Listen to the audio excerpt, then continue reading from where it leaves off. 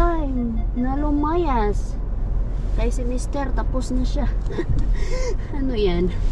Take turn na maglayas.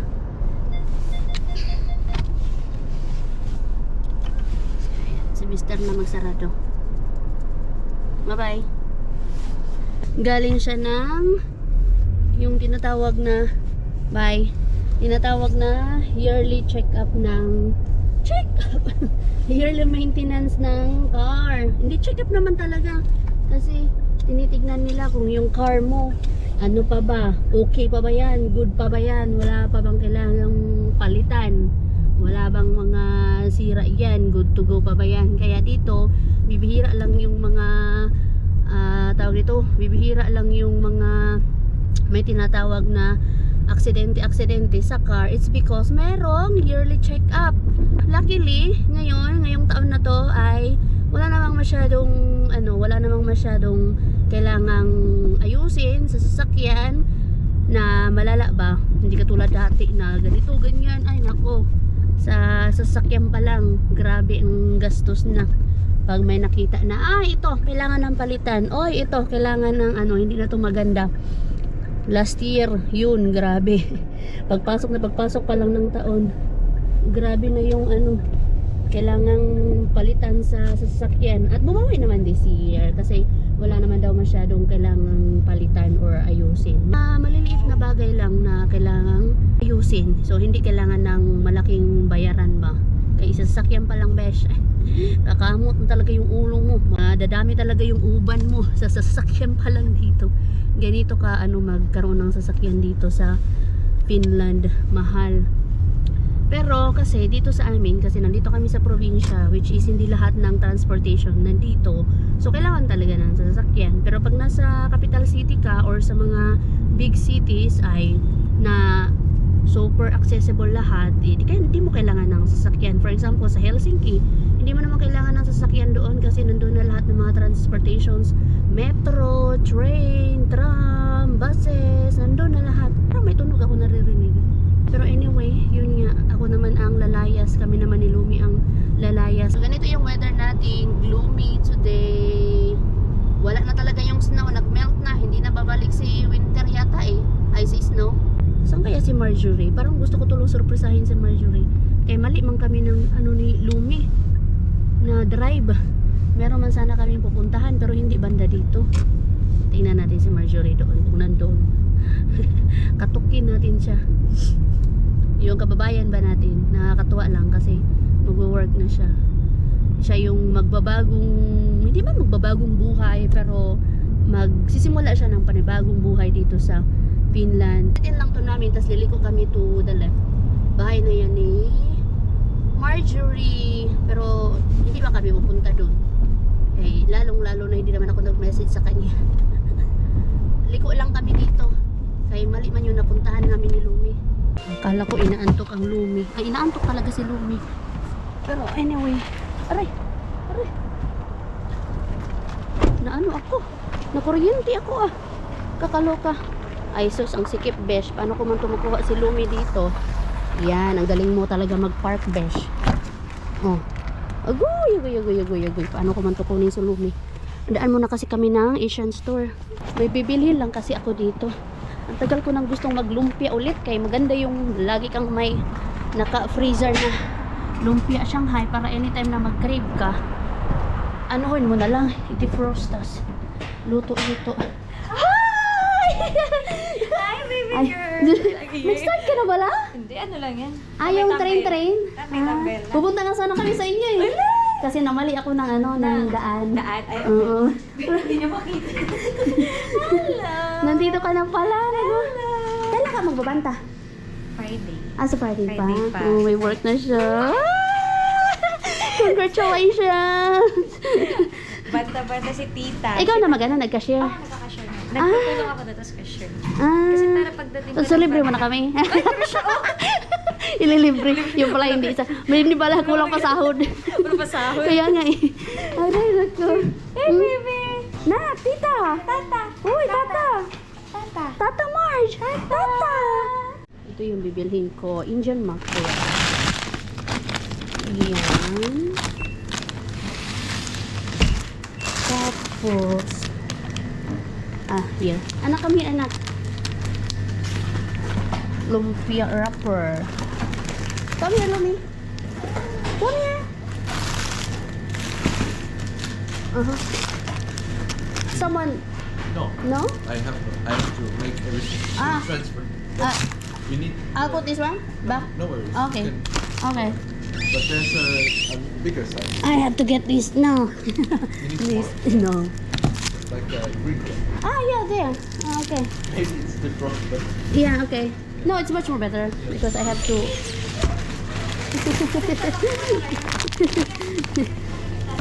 mm.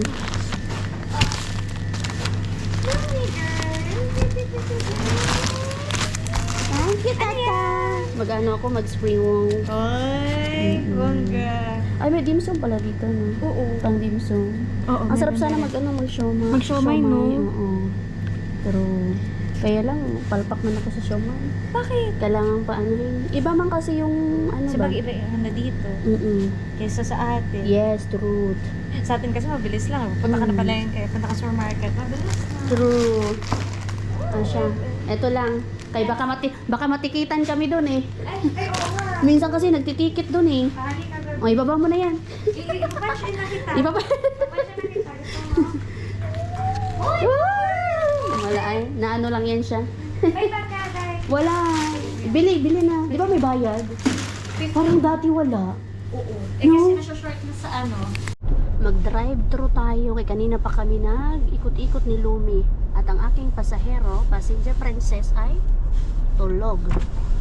So, hindi pa tayo pwedeng umuwi. Kaya tulog pa nga, kakatulog lang. So, mag-drive-thru na lang ako. Tapos kain ako dito. Ayoko sana eh. Pero no choice. So, kain muna ako. Nandito na yung order natin. Kaya tulog pa si Lumi mo. Ayoko sanang mag-burger. Kaya pang ilang burger ko na ba to? Kasi nag-homemade burger din kasi kami. Kaya lang walang french fries yun. Kaya ito. Sabi ko, ayoko. Pero napaliko tayo dito sa McDo. Dalawa lang yung McDo dito sa amin banda. Dito sa Kotka. And then yung isa yung bago doon sa amin sa may Yumal Nieme. So meron lang naman ako yung paborito ko lagi. Parang mas mura yata sa kanila dito.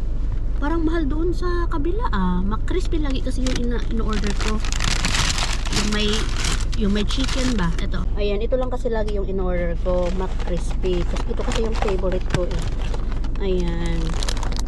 Chicken yung nasa loob niyan. Saan nakikita niyo? Kain po. Stop. McCrispy, kaya crispy. Pag sa abroad, McDo, walang rice, walang chicken, more on burger po, french fries, ganyan. Iba't ibang klase ng burger. Nasanay na din kami. Doon iba pa din talaga pag sa Pinas kasi may iba't ibang may chicken fillet. Hindi ko lang alam kung meron pa ba ngayon. Meron pa bang ngayong chicken fillet? May crispy alakin. May favorite. Ano pa ba? Tapos may McFloat dito kasi walang McFloat. Coke lang meron, smoothie, ganyan. Do may chocolate sundae sila dito. Tulog pa din ang Lumi.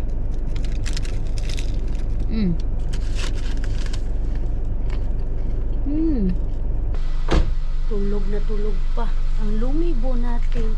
Sus, paano na tayo nito? Tulog pa ang Lumibo. Antok na antok talaga siya. Buti na lang nag-drive ako kasi alam ko kulang yung tulog niya ngayon. Kaya na, gising agad siya kanina sa morning nap niya. Aww. Ito bebe, oh. Tapusin ko to. Kaya hindi ko naubos yung burger. Naubos ko na yung fries habang nagda-drive. Sayang yung ano natin dito. Nag-i-snow pa naman. Yun na. Nagising na ang bebe. Hi, my love. Hello. Are you okay? Hi, mama. Can you say Can you say? Ito yung nabili natin pala sa H&M. Tapos ito, gloves. Can you say? Okay. Tara lang, tara. Knock. Ay, nakapag-map si Dada. I hope so. Nahanap niya yung microfiber ng spray map. Ay, ito siya. Ikaw na nak. Nakikihingag si Mama. Uy! Pasok na. Go! Nonsa. Uy, nakita Dada. Nice, Dada. Go! Uy, nonsa mga iba mo sulod. Lakaw na. Kotan na. Yago Dada ka. Yago Dada. Ito easy na. Come on. Dami. Ay, sus, na-start to. Naman noon eh. Lumi.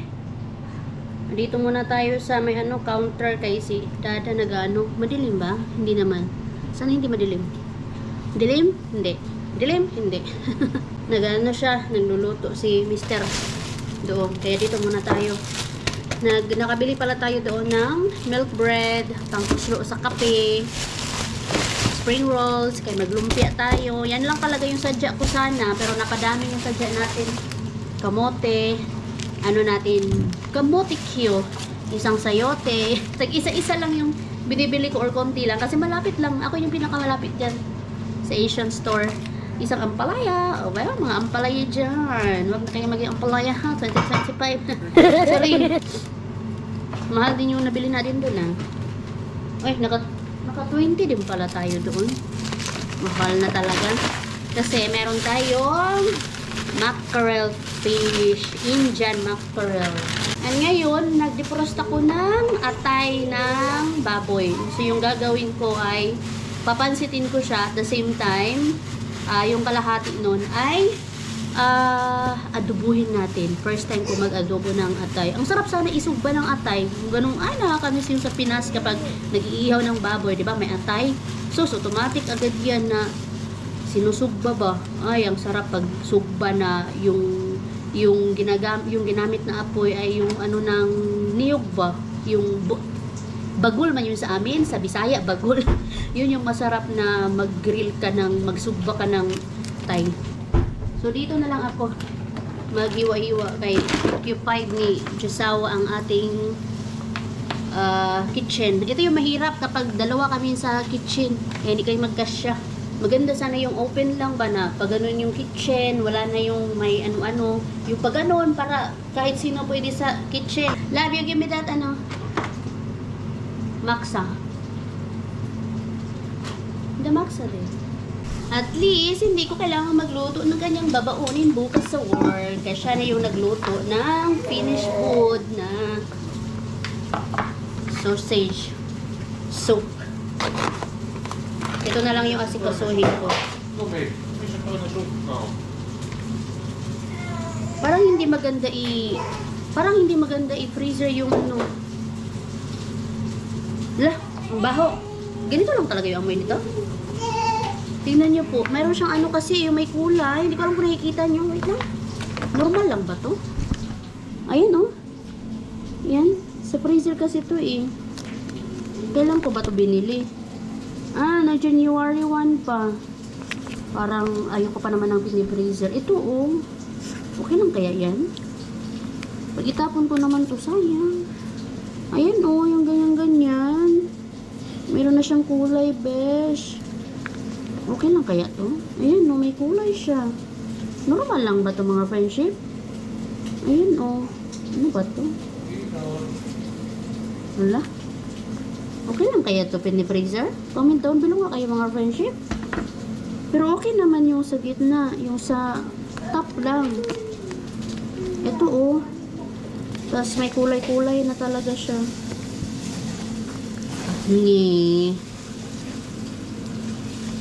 Igano ko na lang siguro to, pretuhin.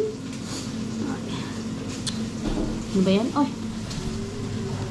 Anak! Come on! Ano ba yan? Nagdadalawang isip man ako nalutuin to. First time ko kasi magganito. First time kong maglagay ng atay sa freezer ba. Magkano ba to? 373. Okay lang. Pwede na. Hirap pag may tabler. Kayong toddler natin napakalikot. Inaalog-alog niya yung salamin natin, Johnny. Paano pag nabagsak? Nabagsakan sa kanya. Basag sa kanya. In Jesus name, huwag naman. Sige nga, aliwaan ko nga ito.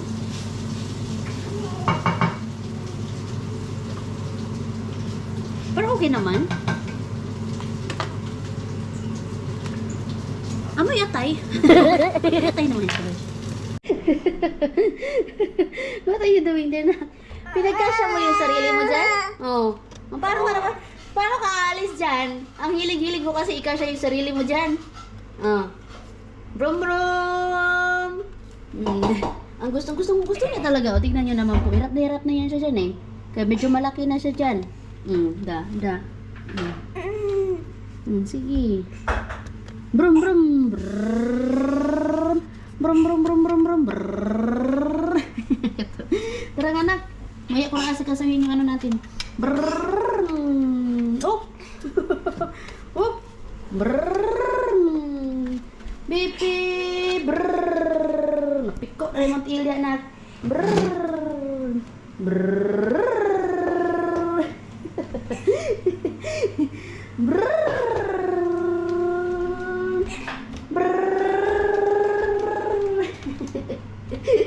Kakyat ni mo na.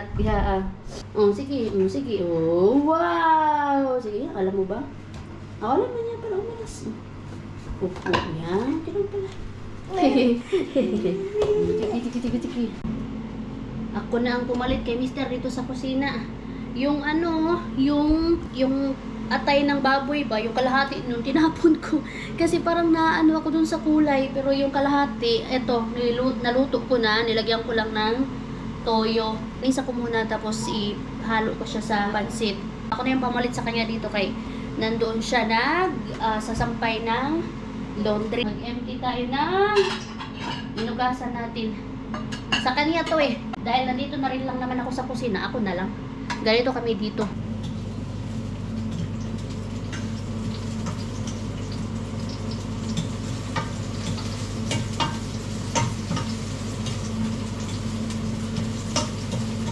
Multitasking tayo. Nagluluto, at the same time mag-empty. Okay, si Mr. nandun nagsasampay ng nilondry niya. Damit namin ni Lumi. Ganito lang kami dito. Kahit na magkaiba kami ng mga the way maglinis, the way mag-handle ng mga bagay-bagay dito sa loob ng bahay ba, nagkakasundo naman kami sa mga ganitong bagay. Kasi napag-uusapan namin, tulad niyan, hindi man niya kaya mag-multitasking, kunwari magluluto, tapos mag-empty ng mga nahugasan ba. So ako na lang, tayo lang yung may superpower na ganito, kayang mag-multitasking. Kasi nakakatawa pa, pag nag-empty siya ng mga napaghugasan ng mga plato ba, hindi niya ididiretso sa lagayan. Ano pa niya yan dito, anong tawag doon? Ilalaray. Dito pa niya yan ilalagay sa counter, hindi niya ididiretso sa lagayan. Nagdodoble-doble tuloy siya ng gawain. Kakaiba talaga, no? Magkaiba talaga yung mga lalaki sa babae. Tayo, kahit saan, kahit ano, gora-gora, kayang gawin, multitasking, nagagamit pa nga minsan yung ating mga paa, pagpupulot, sila, hindi niya lang kaya. Tayo lang yung may kaya niyan. Yung may pupulutin ba, gamit yung paa. Diba mga mamas? Agree kayo dyan? Ganito pala ako maglagay ng mga utensils namin. Pag ganun. Kaya para pag kinuha mo siya, hindi mo nahawakan yung dito, kundi dito. Diba? Kaya malinis man to. So, pag hinawakan mong ganun, ay so, yan. Diba? Ganyan siya. Si Lumi kasi nandun sa kanya. So, wala akong dito. Walang mabait na bata na nagmamamamama at nanghihila ng aking damit para siya ay laruin or di kaya magpapakarga. Ito yung maganda pag nandito si Mr. ba. Hayahay ang buhay pag nandito siya. Kaya medyo mahirap pag wala siya. Diba? 2 is better than 1. Ganun. Meron pa pala.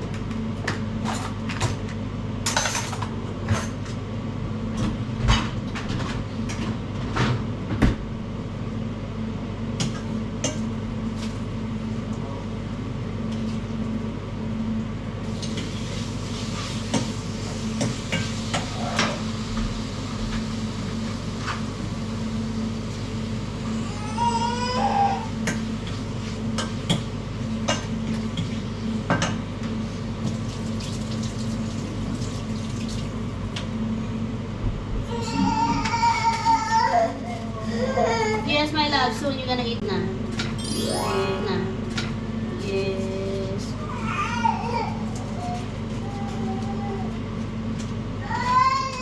Ay, sus! Ang aking dalaga.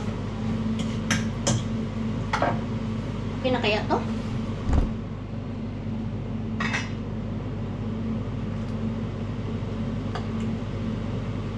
Masarap yung niluto ni Mister, ha?